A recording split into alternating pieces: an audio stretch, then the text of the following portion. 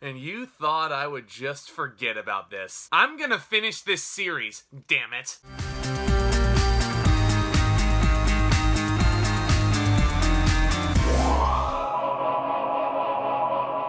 Game of Thrones Season 5. Yes, I realize it's been a hot minute since I discussed one of the hottest shows in history. But you know what? Life and other forms of entertainment have held off the inevitable, but let's not waste any more time. Let's get the other half of this show done dusted. But before I continue, guys, thank you all so much for stopping by. If this is your first time today, I really hope you enjoy your stay. We're over here talking all things cinema, all things geeky, all things Game of Thrones, and what have you. So if this is your first time visiting the channel, do consider smashing that subscribe button down below as hard as you possibly can, and don't forget to smash that notification bell right next to it so you do not miss a future upload. This channel is on the road to 1,000 subscribers, and we are getting oh so dangerously close, my friends, so every little bit helps. But let's go ahead and talk about this show, which is just the gifts that keeps on giving, isn't it? Now, out of my binge so far, out of the 4 seasons I've sat through, I've given 3 of them my perfect A+, with 2 straight A+ for seasons 3 and 4. So there's certainly a reputation to uphold here, and this review is going to be filled with some spoilers, just in case you have not gone this far into the deep end.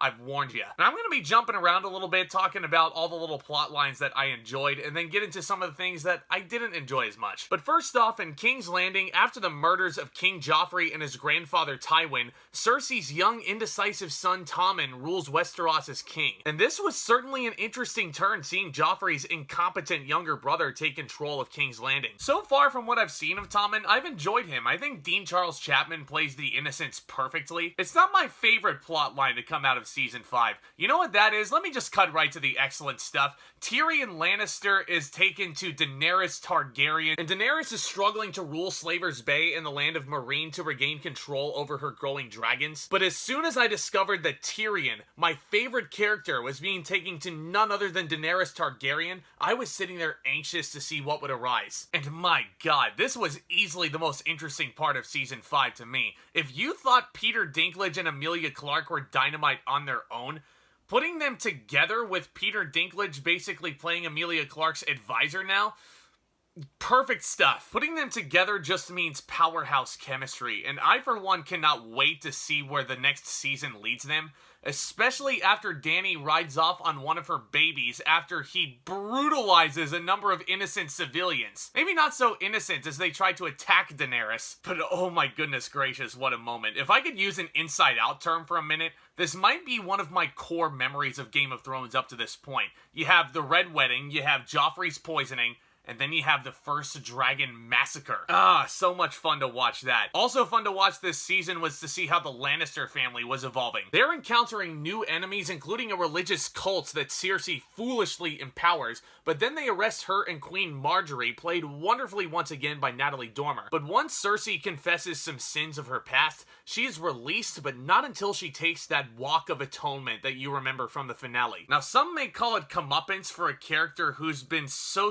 evil for so long, but you know what? The way Lena Headey plays this character, especially going into this last episode here, it's brilliant. Her Goldilocks being cut short, the whole walk through the streets. It's a jarring and depressing scene, as was part of the course with this whole finale. But let's just say that Lena Headey knows just as well how to make you feel bad for her, just as much as she knows how to get under your skin. She was utterly magnificent in Season 5 especially, even though she's been brilliant so far up to this point. Season 5 might have just been her shining moment. Certainly more interesting than Jaime, and not to say Nikolaj Coster-Waldau was bad in this season, of course not. He is still absolutely brilliant as the Kingslayer. But again, I feel like he's more interesting, not necessarily as a badass, but more so as the captive of Robb Stark after all the sins he's committed. This season, he retrieves his daughter, the Princess Marcella, from Dorne, but she's murdered, done away with rather quickly. I was like, okay, enough of that story. I've learned my lesson. Don't get too connected to any characters.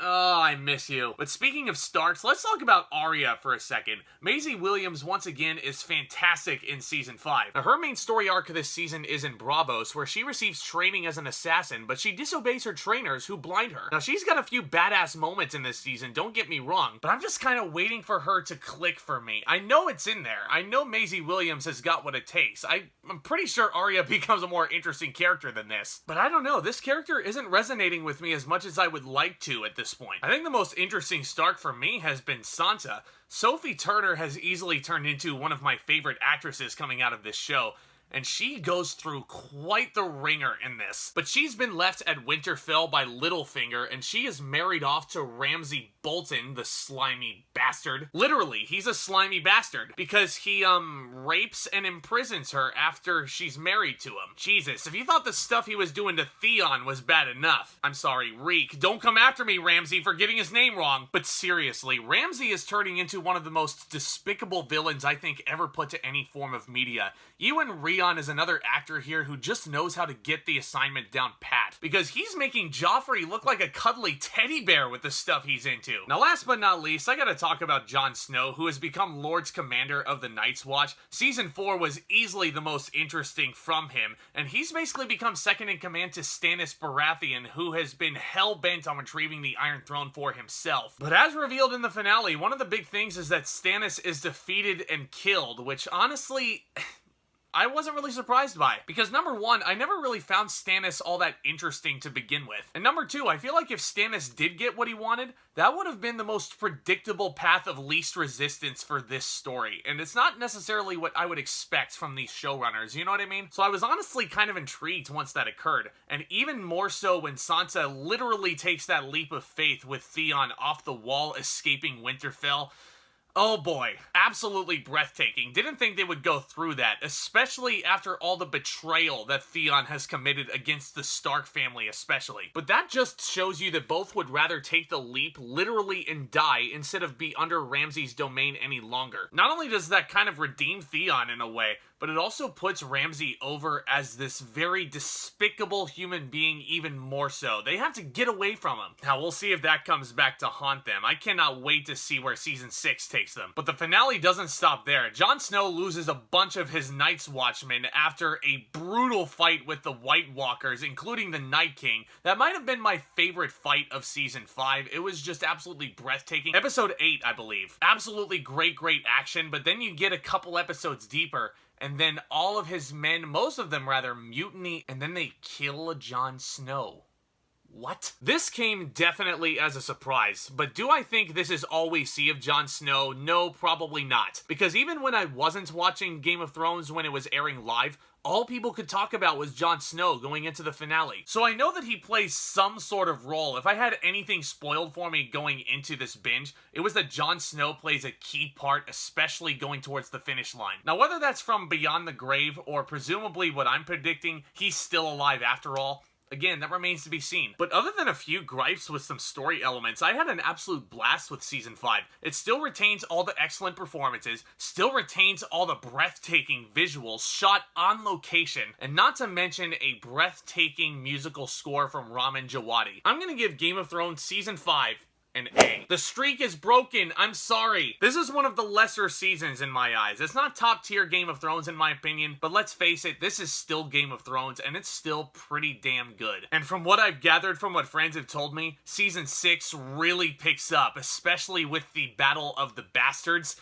Oh, I can't wait to watch it. But this is all, of course, just my opinion. Leave your thoughts on Game of Thrones Season 5 down in the comments section below. What is your favorite season of Game of Thrones? Who's your favorite character? And don't forget, on your way out, smash that thumbs up button if you enjoyed what you saw today. And don't forget, click on that subscribe button as well as that notification bell on your way out. We're still on the road to 1,000 over here. And of course, stay tuned for loads more exciting content hitting this channel very, very soon. I've got reviews coming for the 355 and the Tragedy of Macbeth. I'll also be starting my Harry Potter series of reviews in the build-up to the Secrets of Dumbledore coming out in the middle of April. So certainly a lot of exciting things to check out going forward, my friends. But y'all are the best. I cannot appreciate your guys' support nearly enough. And with all that being said, back talk, commence.